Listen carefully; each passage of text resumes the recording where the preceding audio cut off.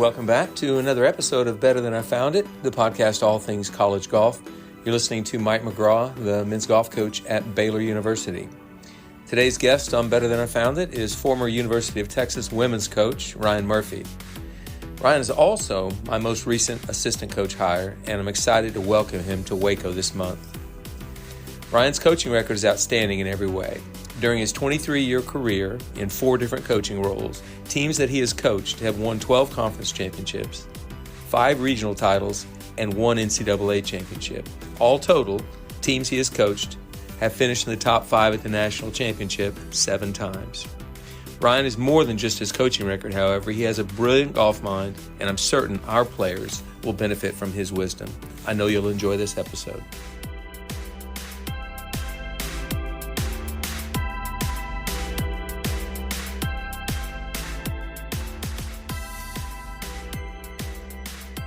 Okay, everyone, let's welcome my newest assistant coach, Ryan Murphy, to the podcast. Ryan, welcome to Waco. Here it is January 15th, and you're in Waco, Texas. Thanks, Coach. Happy to be doing this interview with you. Absolutely. Well, I did not, going into this school year, I did not expect this. I had an assistant coach that I just hired in August, Kyle Jones, who was a 2-time All-American here at Baylor, had won on the Korn Ferry Tour. I just brought him off the Korn Ferry Tour, and unfortunately, late in the semester, he came to me and told me that his wife's job opportunity in Phoenix was unbelievable, like the best thing that could possibly happen. And Kyle thought it would be a good time for him to move back with his family, which I think is great. And I mean, he made the decision completely based upon family, which I think is wonderful.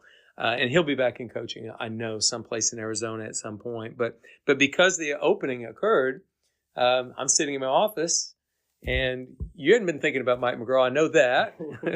You'd been in Austin. And Jay Goebel, our women's coach, came in and said, "Hey, I know you're looking for a new assistant coach. What would you think about Ryan Murphy?"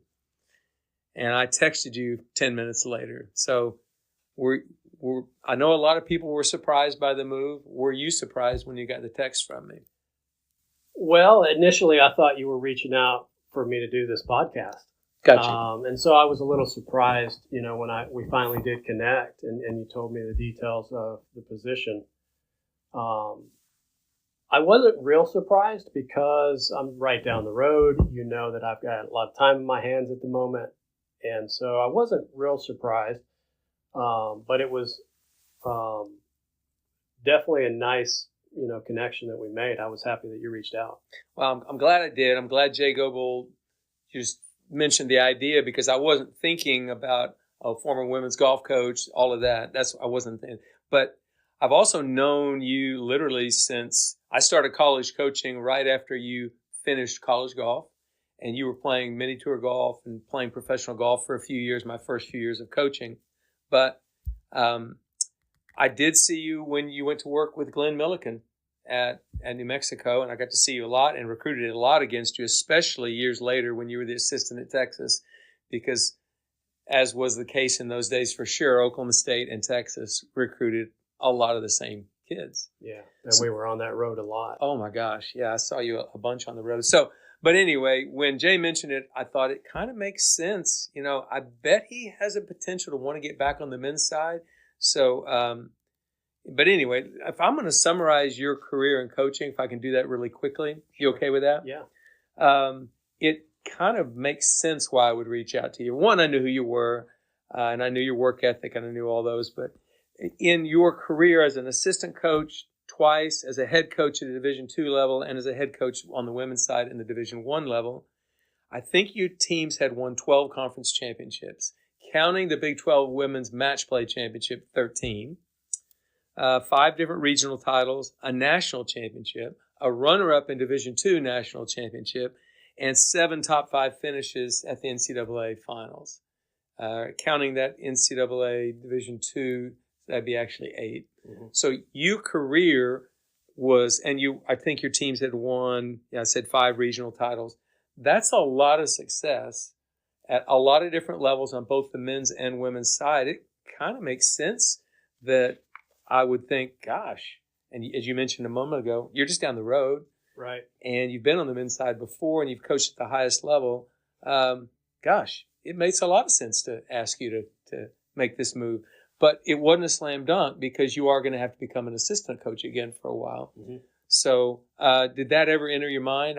Or was it just the opportunity that you loved? What was it that kind of appealed to this? It was the opportunity. I mean, it gets me back onto the men's side, obviously, and that was appealing to me. The proximity is important, and initially you said we need somebody this spring, and I'm only 90 minutes away. Yep. And we still have our house in Austin, and my kids still go to the schools that they go to, and so it made sense for my family for me to, take this opportunity, and then the chance to work with you was a big draw, Coach. To be honest, I mean, you're one of the best in this business, and I looked at that as an opportunity for me to continue to learn and grow, and so yeah, it's I was excited for the opportunity. Even coming out of a head coaching position into an assistant position, I'm excited about the opportunity. Well, if I can go back about 11 years or 12 years ago when I was let go at Oklahoma State and J.C. will call me up 45 minutes later, it was like I was a little quicker on the draw. I said yes immediately without even talking to my wife, and she signed off on it immediately after the phone call. But it was like I had to become an assistant again, and it was one of the best years I've ever had in coaching, not just because I was able to work with J.C. who was amazing, but it's like all of a sudden I could take let the breath out, just kind of take a little decompression moment and coach again.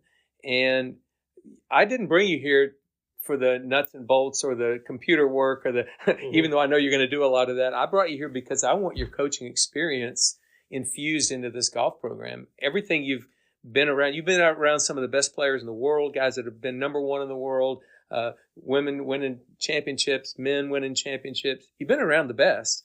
And you've coached with one of the best, John Fields, right. And you played for John Fields. Yeah. So we're going to go through all of that bit of history. So I'm thrilled that you're here. I can't wait. We've had 2 staff meetings so far, and Jeremy Alcorn and I are already amazed at how many different things you bring to the table. Just a different perspective. You hear our perspective, but you bring yours to the table. It's great to hear. I'm open. I'm an open book. So.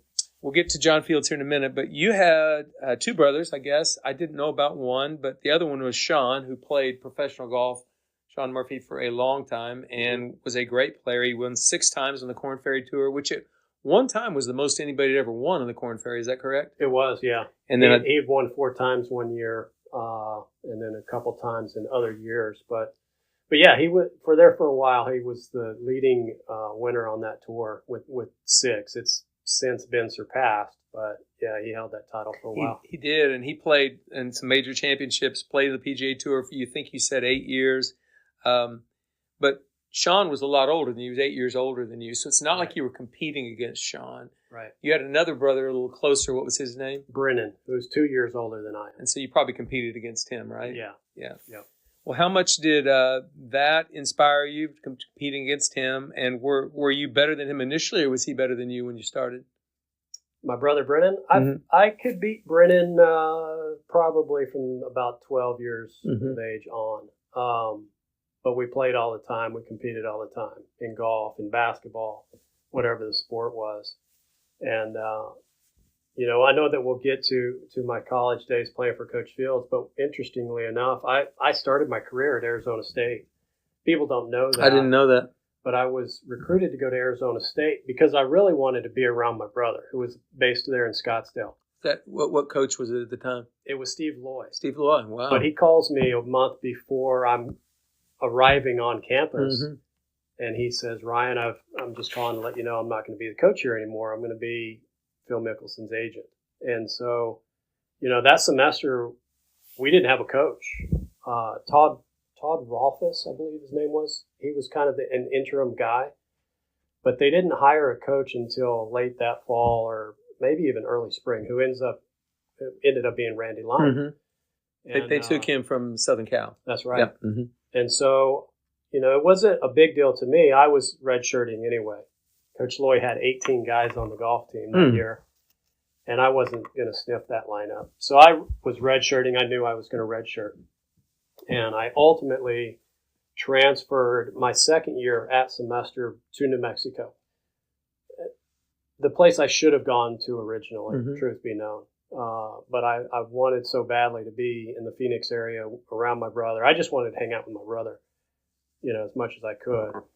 And, but yeah, I transferred to New Mexico. I played for John Fields for the next 3.5 years. And it was the best decision I made in college to do that. You got in a place you weren't going to play initially at Arizona State. So, and right. I think that's something some kids miss on sometimes. I mean, you were planning on redshirting, so you knew you probably wouldn't play that year. You were just going to, but a lot of kids just think they want to go to a big university to just be on the team, and you're not going to get much better doing that. You lose out. Yeah. I mean, there's no substitution for playing golf tournaments. You have to be playing, and if you're not advancing. You're not furthering your game, and I knew that was the case for me. And it was going to.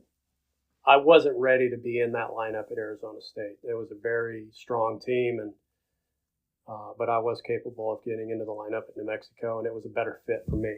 Well, I know your brother Sean also played at New Mexico. Did he play for John, or did he play for Dwayne Knight and then John? He played for Dwayne Knight his first 3 years, and then Coach Fields his last year. Okay, so I figured he played for both because there was a time frame would be about right. So yes, you were leaving Arizona State, which I didn't even know about until you just told me. How much of the decision was my brother played at New Mexico, I should go play for him? How much of it was I think it's the perfect fit for me anyway? What was that? That was a big part of it.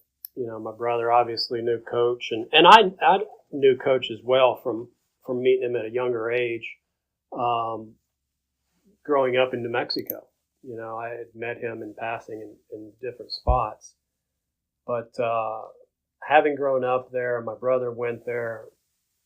It was a place where I could contribute and help that team become a little bit better, and it just made sense for various reasons. Was it a great feeling of relief when you got into Albuquerque and you got going? It was because I wanted to play so badly.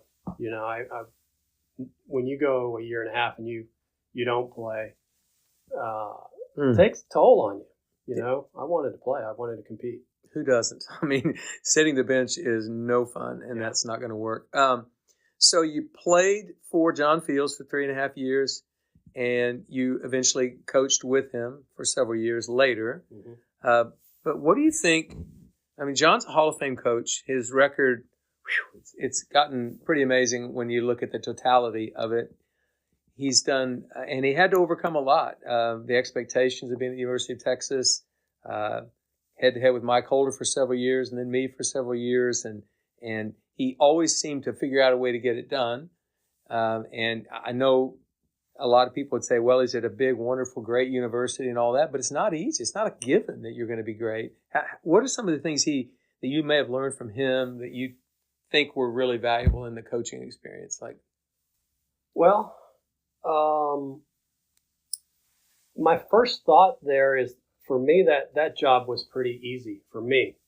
It's hard as the head coach. That's just a hard place to be a head coach because of the expectations. But I'm selling a guy that I played for. Mm-hmm. So when I speak about him, I'm talking from experience. And so for me, it was a very easy job. The things that I learned from him had more to do with your communication with your players, how to handle specific situations. He always said, you want to be 2 steps ahead of the sheriff. That's one of his sayings, and he would always say that. He's like, you always got to be 2 steps ahead of your players, and you know what's coming. Get ahead of it. Don't wait for it. And so a lot of tidbits like that are were really beneficial, and are in my thinking to this day.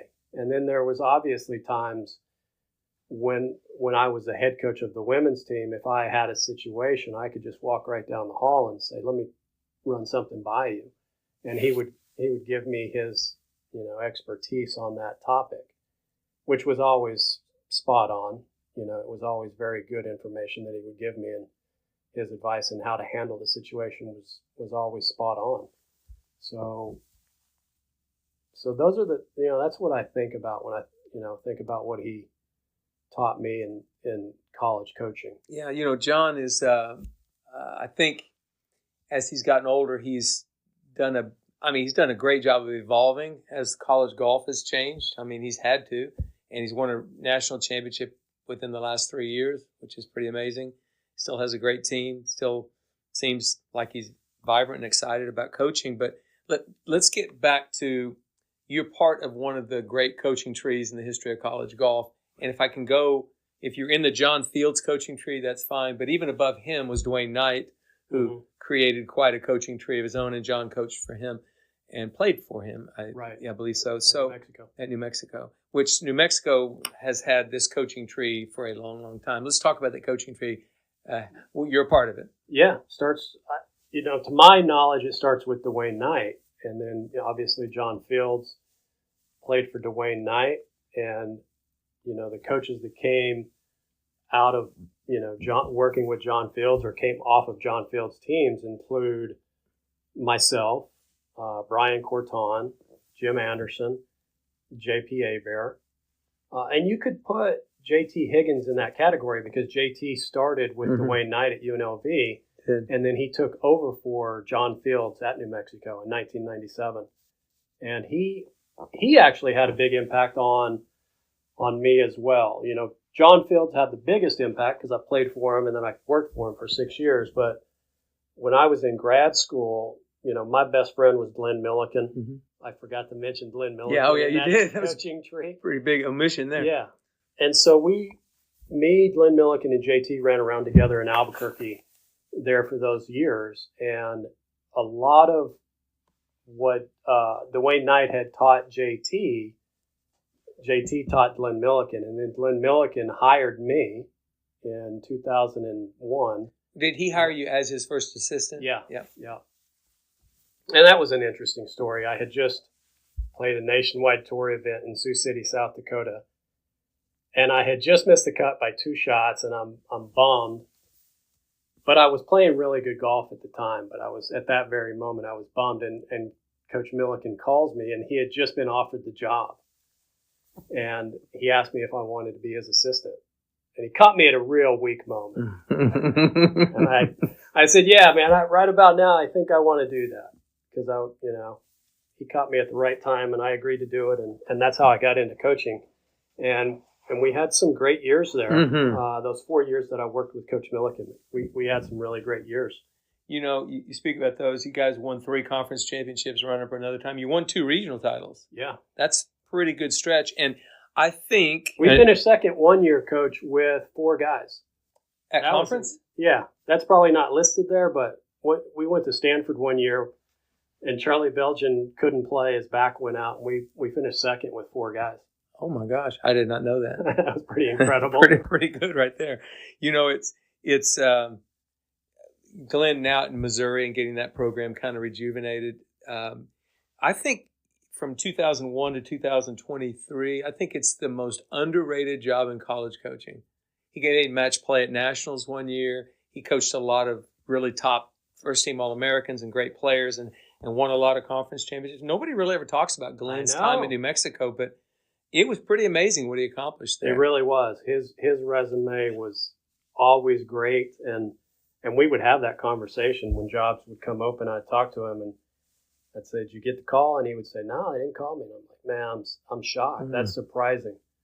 And but he's landed at a good place now. He's, he loves it over there. And they hired a great coach over there. I don't know if they know it, but they got one of the best in the country. Oh, he's fantastic. I've had many, many opportunities to spend time around Glenn, talk to him. We've had dinners together, saw each other, and had bull sessions at airports.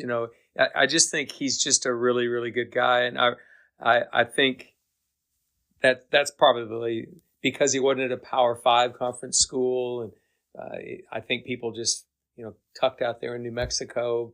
Nobody said much about it, but it's pretty amazing the record he had out there. You guys were also teammates, so you played basically the same years almost at there. Any interesting stories about Glenn that I need to know that I could use? Anything interesting? Yeah, there's a few we can't use. There's Okay. some that I can't share. There's a statute of limitations on Sure. certain stories. Sure. But, Coach Milliken was my best man in my wedding. That's how close we are. So, but yeah, great guy. I thought he did a wonderful job in Albuquerque as the head coach there in his time. And I think he'll do a great job there at Missouri too. Well, after you worked there for those years with him, you guys had huge success. You took a Division II job in Austin, Texas at St. Edward's, which, I mean, I didn't know. I think that maybe was a career move for you. I wanted to do it as a head coach for a while and see what that's like. Is that kind of how you got to St. Edward's? Or? Yeah, there's a backstory there. I obviously aspired to be a head coach. And at that time, I was dating who is now my wife. And she was actually the athletic trainer there for Coach Flanagan and the women's basketball team in Albuquerque. And Jody Conrad was the women's basketball coach at Texas, and she offered that job to my wife. And this is 2005. And I remember my wife telling me, like, you think I should take it? And I said, from New Mexico to Texas? Mm-hmm. The answer is yes. Mm-hmm. No question, you have to do that. And at that same time, the St. Edward's job was open. And so I ended up applying for it, and they offered me the job. So we actually moved to Austin together, which was very fortunate, and that kept us together essentially. And we ended up getting married a couple of years later. But that's what initially prompted the move to Austin, Texas for us, was my wife being offered the job by Jody Conrad. Pretty serendipitous that you were able to get both openings at the same time and you were able to get the job. Super lucky. Yeah, that's really unbelievable. So I know you had you talked to me earlier about some really cool kids you had on those early teams and that you really enjoyed coaching. So this was your test run as being a head coach. Mm-hmm. And it was at the Division II level in a big town, but the big story in Austin is the University of Texas, not St. Edward's. So how were you able to reconcile that, and how did you build a program that eventually would almost win a national championship there? I just did what we did in New Mexico. I didn't really change anything. You quickly learn the niche of the player you can successfully recruit, and you try not to waste time in other areas. And I kind of had that prototype guy for St. Edward's University, and was able to piece it together. And we had my last 2 years there. I was there only 3 years, but my last 2 years, we were really strong, both of those years. And my third year, I thought we were the best team in the country, ranked number one most of the year.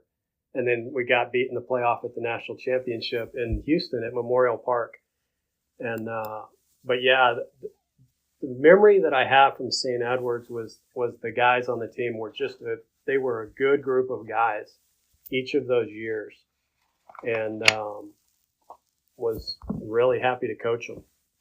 Well, part of the success of a team does include the coach's interest level, his enthusiasm, his energy level. So I'm sure you had all of that. You mentioned losing a playoff in 2008 in that 3-team playoff. They do something kind of unusual in NCAA golf.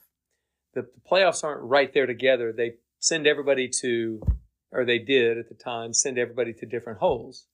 And it's like, you had no idea what was going on in this playoff, did you? Were you following one guy and your other 4 guys were on different holes? How did that work? That's exactly it. I went with one guy, the same guy that I had been walking with that day during the round. And basically they go to 5 different holes, and they had a scorekeeper on each hole, and they get radioed back to the head rules official. And all I can remember is somebody on the walkie-talkie saying, "West Florida wins."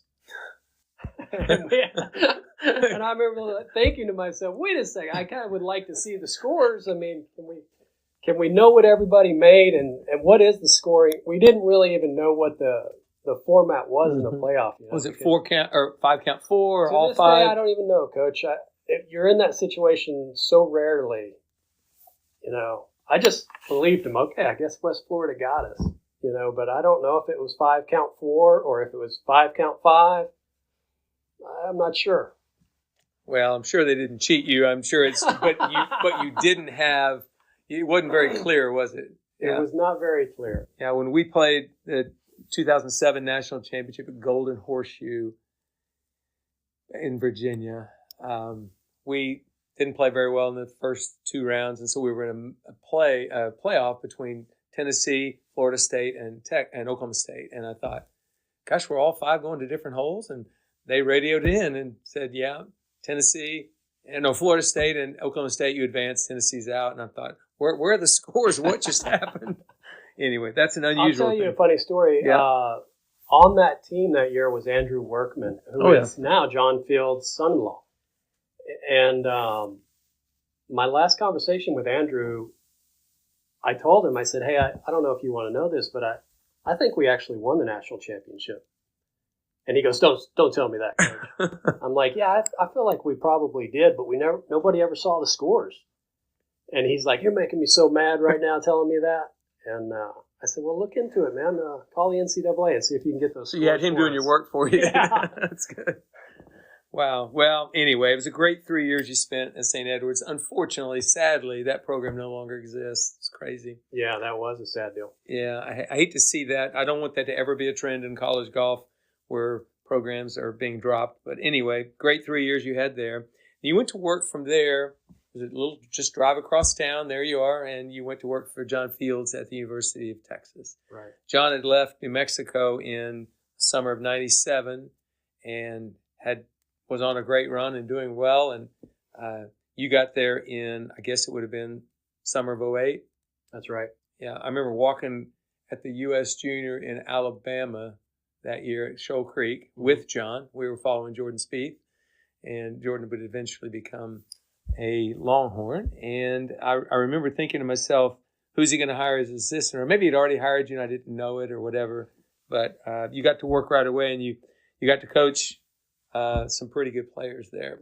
John, when he was on this podcast, he's been on 2 or 3 times now, but the initial podcast John talked about, I told him I thought that Cody Gribble was the most important player in the history of University of Texas as far as the impact that he had. And I said, because I think Jordan Spieth wanted to go play with Cody Gribble, but he said, no, I'd have to go further back to Charlie Holland, who Charlie was, would have been 4 years earlier. And Charlie eventually had an impact on getting Cody to go there, I think.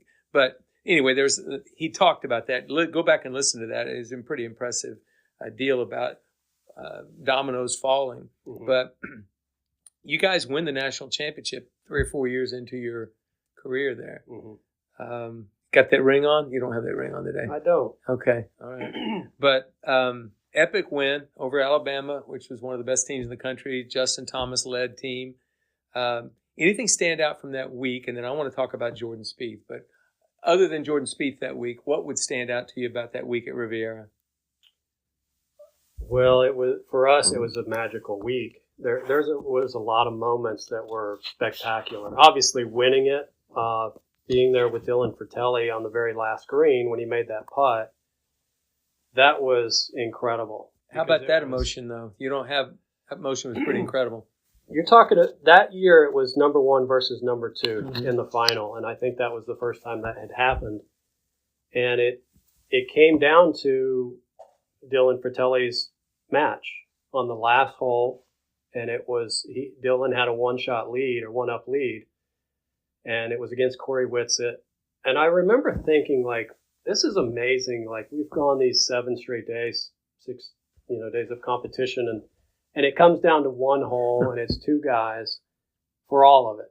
And the tension is thick, and Dylan hit a perfect drive. He hit a perfect 8-iron right to where we were trying to hit it, and he ends up making a 30-foot putt to win it. It was kind of a surreal moment, to be honest.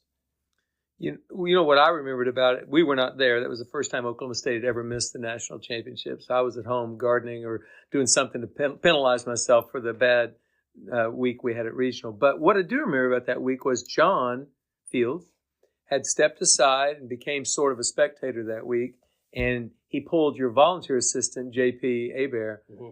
onto the bag. So it was you and JP that kind of coached the team that week. Yeah, that's right. On the course. Yeah. I had a good relationship with Dylan Fratelli, and I had walked a lot of holes with Dylan. And so we kind of were in that routine, and JP had a great relationship with Cody Gribble, and he walked with Cody Gribble.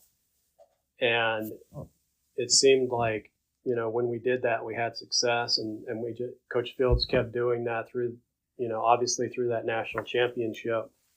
And then it wasn't like he wasn't doing anything. Oh no, the meetings each night, Coach Fields he was great in those meetings, and he had a great team, but he also, his experience, he knew exactly what to tell those guys each night of that event, and it obviously worked out in our favor. Yeah, to step aside though, because of the relationship you had with a player and the relationship JP had with a player that he thought would get the best golf out of the team that week. Sounds like it worked quite well. You didn't mention Jordan Spieth at that week, but he obviously helped you guys win the championship. Describe the impact he had. He was basically 1 year in college golf, although he did spend some time the next fall. Describe the impact on that program. To me, it was transformative. I don't think I've ever seen one player change a mindset, a culture, or whatever was going on any greater than Jordan did that year. I haven't either. I've never seen that before or after that. He asked to play Justin Thomas in that final. He caught us as we were about to go up to the pairings office, and he said, "Hey, I don't want to tell you, what to do, but if you get a chance to pair me against Justin, I'm going to beat him." And those two still talk about that match to this day. And then I remember walking up the steps like, we didn't really, because we had told our players, don't ask, to play this guy or that guy, because we don't have full control over the pairings. But he was a guy that exudes confidence, and it's real confidence. And so when he arrived on our team, we were a solid team because we already had Dylan Fratelli, and we had Cody Gribble, we had Julio Vegas, we had Tony Hocula. It was still a top 10 team in the country, for sure. Yeah. He basically took what I would say is probably a top 10 team, and he made us incredible. Dylan Fratelli started working so hard. I've never seen anybody work that hard because he didn't want to get beat by a freshman at home, on the road, ever. And his confidence, Jordan's confidence, was contagious. And I remember, I could talk about that guy and tell stories all day long. A couple that stick out to me is he missed the first tournament of the year because he played the Walker Cup. And I think we finished like 5th or 6th in Chicago. And then when he was in our lineup at the Jerry Pate, the very next one, I think we won by 20. And that, one guy coming in, one guy going out, that was the mathematical difference. It wasn't his individual score that gave you 20 extra shots. It was the feeling of everybody on the team. We got this leader out here now going to take us to this victory. Something like that, isn't it? Yeah. And I'll tell you, this is one of my favorite stories of all time. When we're warming up for the Jerry Pate that morning, Jordan's driver cracks on the driving range. This is his first college event, and he's teeing off in 15 minutes.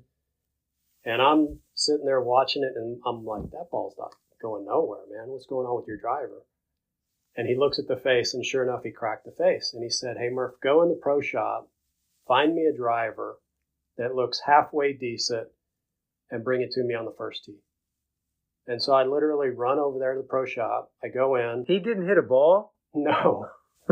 And I settle on this Callaway driver, and I bring it out to him as he's literally walking. But he's a Titleist guy at the time, wasn't he? Yes, top to bottom. And that's part of the story because Jim Ahern was at that event, and he's sitting behind the first tee box. And I remember walking over. For those who don't know, Jim Ahern was the longtime Titleist guy. Yeah. And I told Jordan, I give him the driver, and I'm like, it doesn't even have an X shaft in it. It's got an S. And I said, Jordan, you don't even have to hit driver out here on this course. You can get by with 3-wood all around this place. And so I tell him that, and I'm like, all right, man, good luck. And I walk over to the putting green, and sure enough, Jordan pulls the driver on the first hole. And Which I'm you like, don't need a driver on that. You hole. don't. No. You could hit 3-wood pitching wedge into Easy. the first hole. Easy. And I'm like, I don't know why he's doing that. But I remember seeing him and seeing Jim Ahern's face lose all of his blood out of his face when he saw that. And then he proceeds to hit a 325-yard drive right down the middle. He shoots 69-65 on the 36-hole day, and he's leading the tournament. And what was funny is the next morning they get him the head, the Titleist head, you know, and he's going back and forth. He's like, should I use the Titleist head? Should I use the Callaway? And I'm like, I don't know, man. You're doing pretty good with the Callaway. But he ends up putting the Titleist driver back in, and he shoots 75 and gets beat by a shot. Great coaching right there. Yeah, so that one was on us. But it was that's how he started his career. That's him. I mean, he had the attitude as a player that I'm going to get it done no matter what. And that's just he did. And he did. You know, his impact on college golf as a whole, not just that team we just talked about, his teammates, but I remember taking our team to Hawaii, the Amari Ari. Was it? Yeah, that was it, I think. Wherever we were in Hawaii, you guys were there, and Taylor got paired with Jordan. And I said, hey, you got a good pairing tomorrow. And he goes, this is the biggest round of the year for me. And I said, really? He said, yeah, if I could figure out a way to beat Jordan Spieth, I know I've arrived. I mean, Taylor was thinking that very thing. I can't, for the life of me, remember what happened. Just remember Taylor making the comment like, this is the guy to beat. You know, and he was a year older than Jordan. But that guy, everybody, he had a target on his back from the day he got there. Pretty amazing player. He did. Yeah.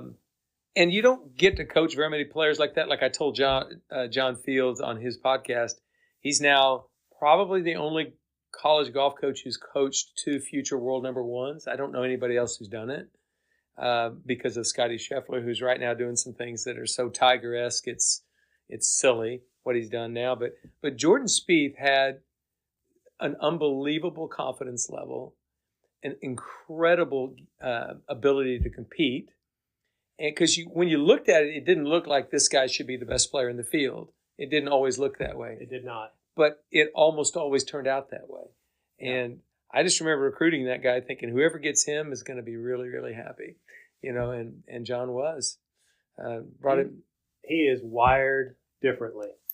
He's maybe the only guy, you know, the more pressure or perceived pressure that you have on you, he always performed better, it seemed like, in most of those scenarios. I remember when we were recruiting him and he was trying to win the Texas State High School for the 3rd time in a row. And I guess that had not been done at that point.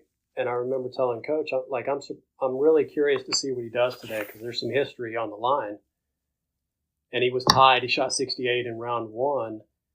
And then he goes out the second day and he shoots 64. And he wins the tournament. Mm-hmm. And it was like... He wants historical things. Yeah. You know, when I was recruiting him, just like you, I walked a lot of fairways with you and John.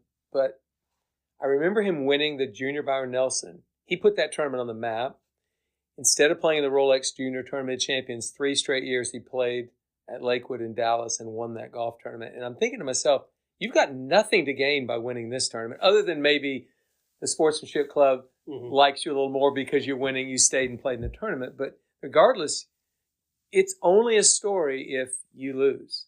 It's not a story if you win. And he won all 3 years. That's pretty impressive when you're the best player and you're supposed to win, you have to win. You've got nothing to gain and you win anyway. Right. The guy had it all, and he still got it.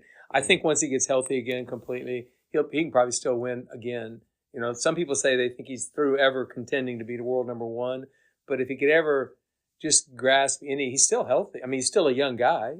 Right. So don't you think he's got some great golfing ahead of him? For sure. Yeah. I think he will win again, no question. Whether or not he's number 1 in the world again, you know, time will tell. That's a pretty hard feat. But, yeah, he's an incredible player. And you got to coach him. I did. Yeah, that's a lot of fun. Great memories. Yeah, for sure. Well, that was something else that we did that year at Riviera when we won the national championship. Coach Fields and I had the wherewithal to try and get him some sponsors exemptions, and we got him into LA. Mm-hmm. And I went and caddied for him at LA, which helped me map out the golf course, every square foot of it. So you'd already walked. How many did you make the cut that week? He missed the cut by a shot. Okay, but you walked at least three rounds with him there. Yeah. Yeah. So we were pretty mapped out when we brought the team back, and we had a pretty, maybe other than USC, we had probably the best understanding of that golf course than any team there. So that was obviously to our advantage that they gave him that sponsors exemption that year. Well, and you all took full advantage of it. National champions, awesome. You coached another 2 or 3 years for John, and then became the women's coach at Texas. So let's talk a little bit about your record as women's coach at Texas, which was I've done the same thing. I went from the men's assistant to the head women's coach. I only coached 1 year on the women's side, was 2004, 2005. But you coached 10 years. You were 7 times a conference champion, won the match play, and the other 6 were the conference stroke play championship. You won a regional and were in the top 3 another 4 times. And 3 times you made the quarterfinals at match play at the NCAA championship. So that's a great 10-year run right there. I mean, most people, that would be they can't accomplish that in 30-year career.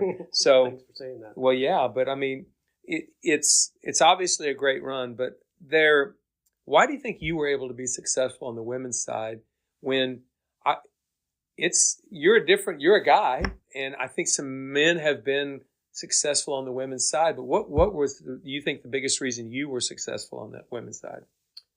I think initially it was recruiting.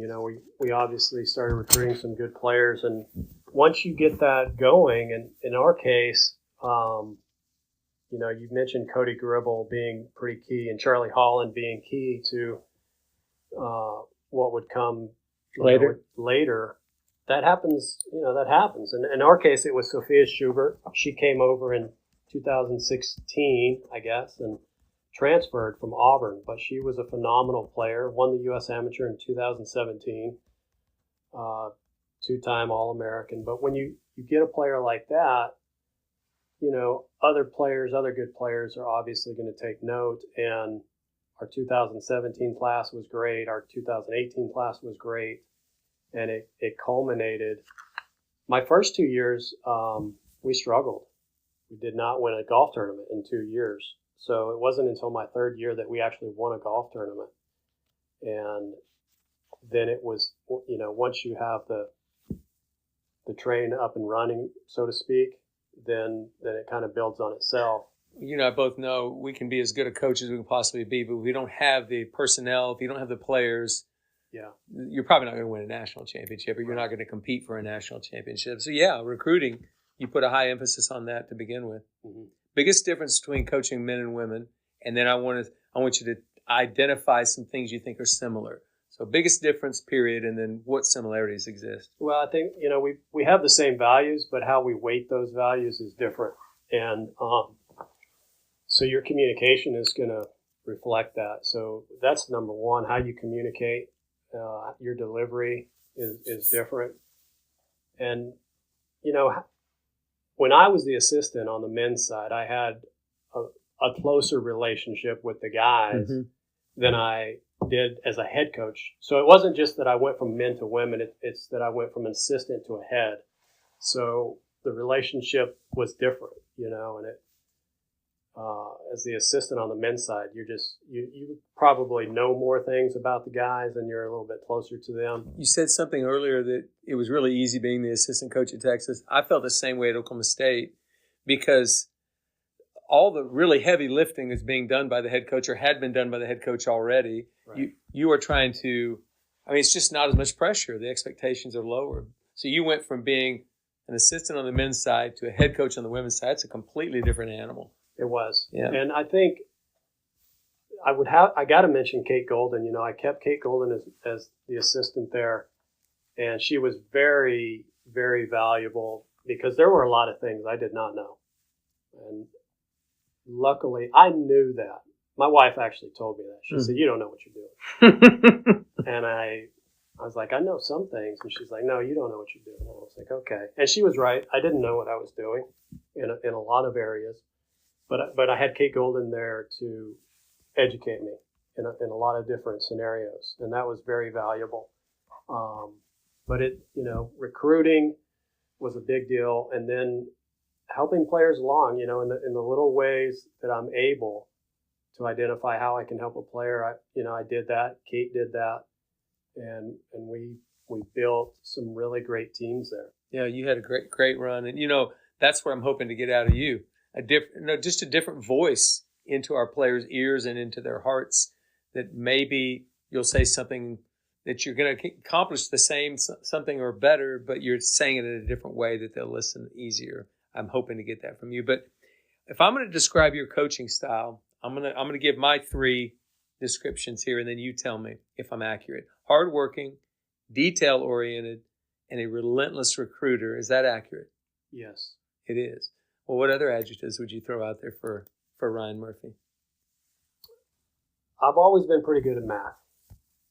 And, when I think about problems, I break it down into math, and that explains it to me. And so that's, something that I do in almost every area of the game. And I would describe myself as a player's coach. We talked about my brother, and I had aspirations to play professionally, which I did for a couple of years. But I really enjoy being around good players and helping them find the 1 or 2 or 3 little things that really boost their confidence and helps them become the player that they're capable of becoming. Really enjoy that. Your shortcomings as a player, do you think that's I had them. I had more than you had. But the fact you didn't make it as a player and you so desperately wanted to, can you use some of that experience to kind of help even a player that's way more talented than you were? I think so. Yeah. I mean, you learn a lot more in failure, and I had my share of failure for sure. And I wish I had my brain then that I have now. I know a lot more about the game, and I know a lot more about even professional golf now than I did. And I think about, a lot of your guys are going to want to play professional golf. And I like to boil things down. Almost everything. I try and boil it down to simplicity. And when I think about professional golf, I think you better be pretty good. That's obvious. You got to have ability. You also have to have financial backing. That's like a critical piece. And then third, you got to have the logistics of your life put together. And I'm talking about you're at the top of that org chart, and you better get the right people in the right seats. That's your caddy, that's your agent, that is your strength coach, your swing coach, your accountant, your travel agent, everybody, X, Y, and Z. I mean, in today's world, you better have it all organized. Better have a wife that's supportive or a spouse. Number one. Yeah. You better choose wisely in that regard. She better be. And so you feel like you can help players from that standpoint. Yeah. Whether it's a player that's similar to you in talent or a Jordan Spieth. I think so. Yeah. And a lot I learned from Jordan Spieth and learned even from Scotty Scheffler. Although I didn't coach Scotty Scheffler, I was around him a lot. Yeah, and privy to what was taking place. And there's a lot of similarities. And even with Sophia and, the steps that she went through when she transitioned to professional golf, it's helped formulate my own thoughts on how to help a player currently and in the future.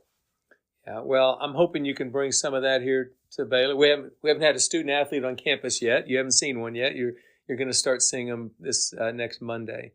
All right, a couple things about you that I also know about. One, you're a TrackMan legend.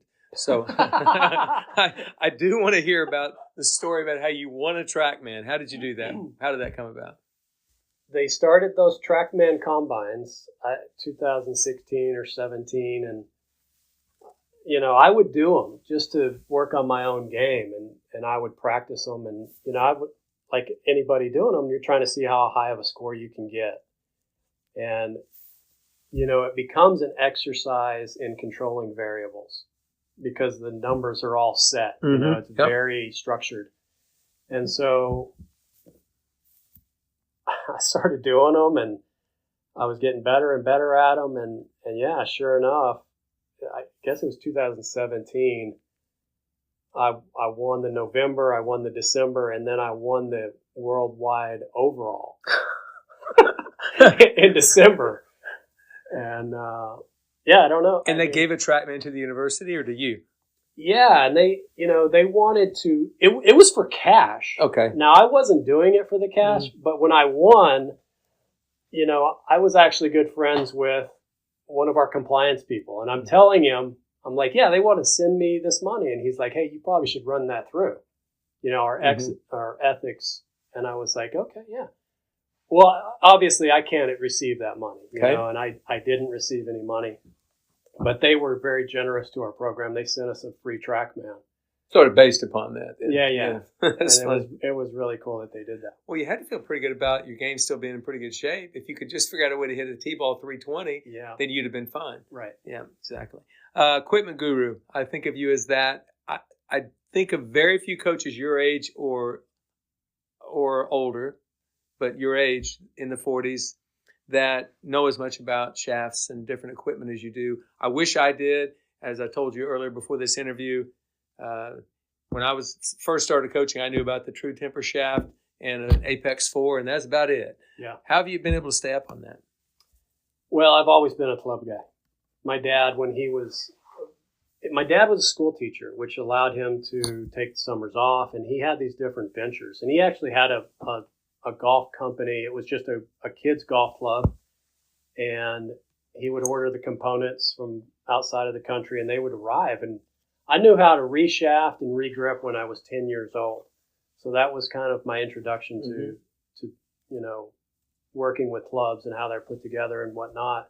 And then I learned a lot more from my brother Sean, being around him, and then just started, doing it myself. And once drivers became adjustable, that was like a whole different deal. Yeah, it made things so easy.